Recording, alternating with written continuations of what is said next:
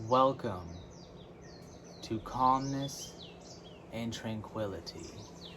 Today, we're going to be talking about how to bring ourselves into the present moment because many of us along our journeys have struggled with being too far into the past or being too ahead into the future.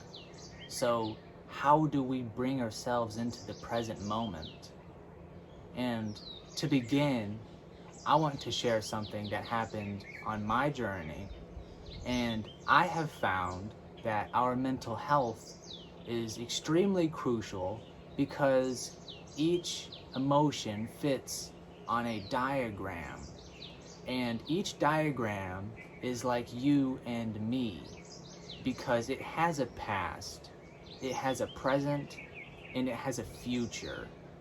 So when we dwell in the past or future for too long, it's like holding on to a rock. And when you hold on to that rock for a certain amount of time, it is okay to go back into the past and into the future in a healthy way. But when you hold that rock for too long, it causes pain. And like I said, it is okay to revisit the past or look ahead into the future with positive energy. But some negatives of dwelling in the past is that it can cause us to feel a sense of regret and even become emotionally damaged, or at worst, create a depression. So the opposite of dwelling into the past is thinking too far ahead into the future. And alongside that, there is nothing wrong with planning out your day or even thinking about where you want to be in the next couple of years or even a decade. And that is totally normal. But our instincts do subconsciously that. But when we hold that dwelling rock for too long, it gets really tired. We get tired and we need to put it down.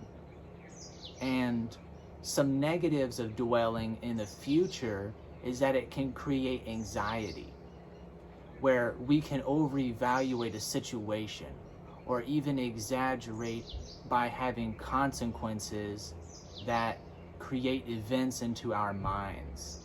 So, how the past and future are connected within this metaphor of holding the rock is that there are different types of dwelling that can be very harmful to our well-being, and not only to the mind, but also to our bodies. And when that stress builds up, it can actually physically harm us by both depression and anxiety. But here's the question. What can we do about this? What is the antidote? The first step to curing this is to understand our emotions. It's by simply asking yourself, what am I feeling right now? When we understand the answers to these two questions, what am I feeling and why am I feeling this way, that then allows the gates to open to bringing yourself into the now and the present. The antidote is actually surrendering to the emotions that we dwell and accept those negatives that no longer serve us. And some ways of surrendering those emotions are breathing techniques, breathing meditation, known as Zen, where you sit down and you meditate, and you could even listen to some nice music. Many people prefer that method. But when we breathe, we're allowing ourselves to control our emotions by taking ourselves into our now, our present, by listening to our inner self. the real raw feelings that we have by just simply breathing.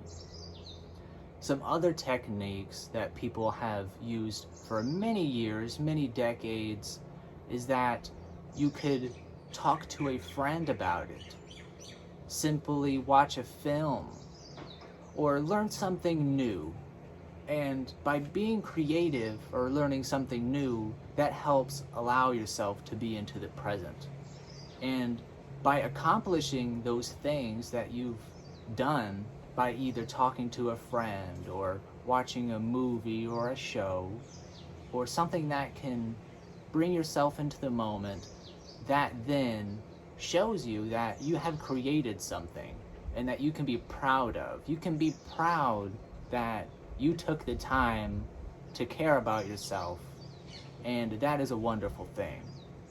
And that is what helps accomplish the fact that we want to bring ourselves into the now. So, letting go of those dwellings and to come back into the present moment by letting go of that heavy rock, then the technique cleanses our cognition alongside as our state of mind that brings us joy through experiencing life without that negative weight that is being held in our hands.